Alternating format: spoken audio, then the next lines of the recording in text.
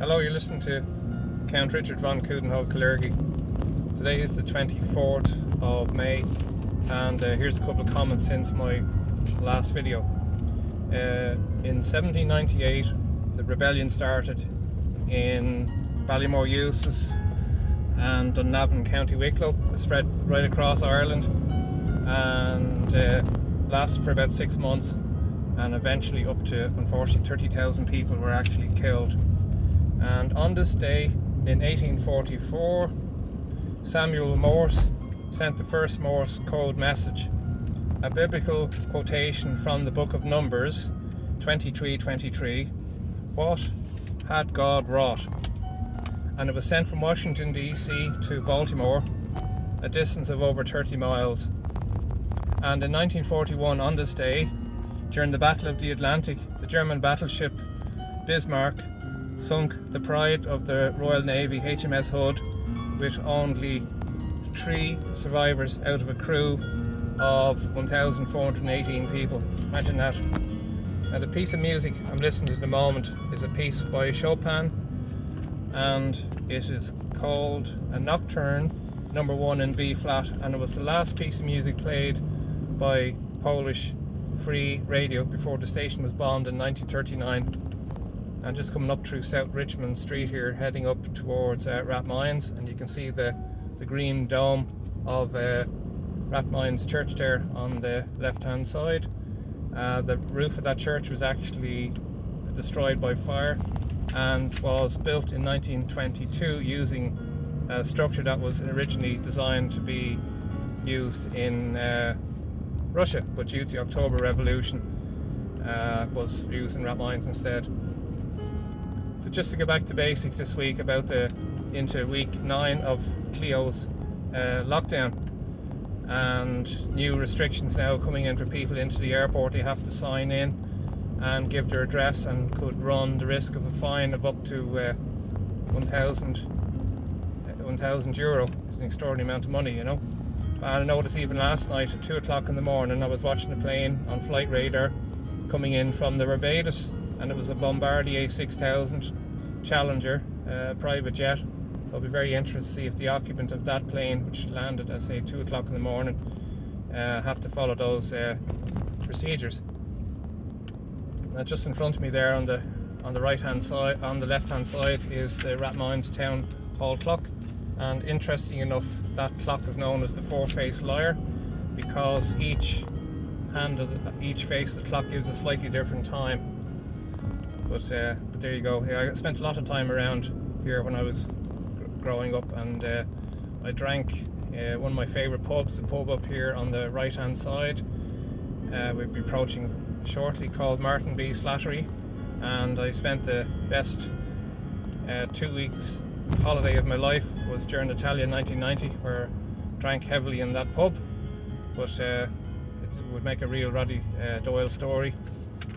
But just one of the reasons I'm doing this video today is because tomorrow it is actually 2 years to the day, the 25th of May, since I did my first video, and that was the day, unfortunately, of the abortion referendum that came in.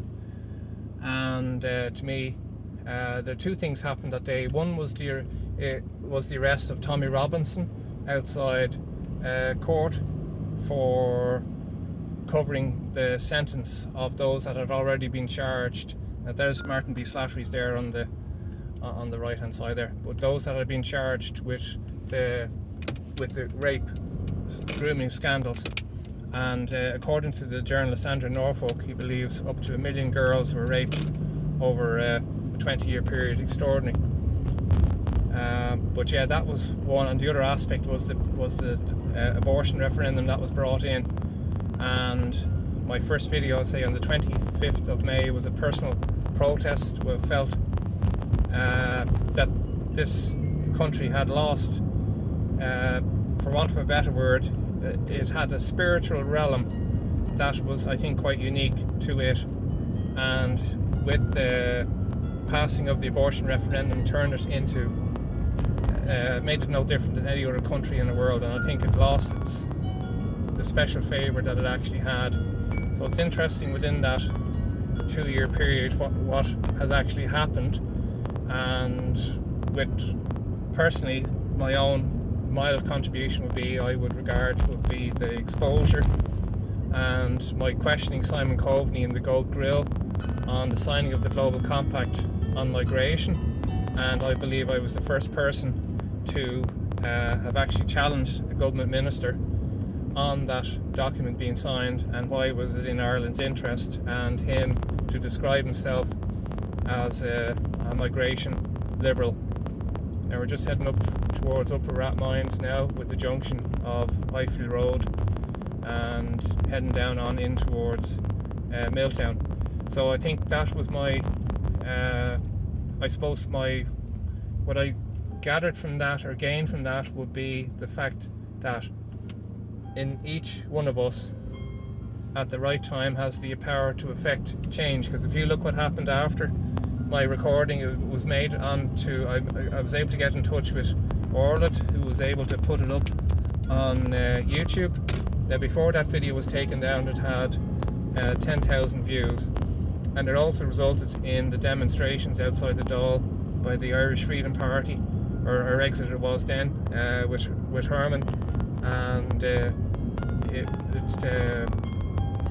was brought up then I think even on the Niall Boylan show. But the consequences of that recording, it was also made onto Stephen Molyneux's video on Ireland 2040, and by the time that video was taken off YouTube, it had 275,000 views.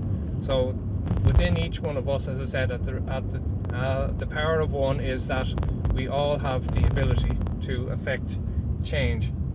And also last year we had the start of the Yellow Vest movements, and I attended quite a few of those rallies till eventually I think one day only myself and another guy actually showed up, which was rather disappointing.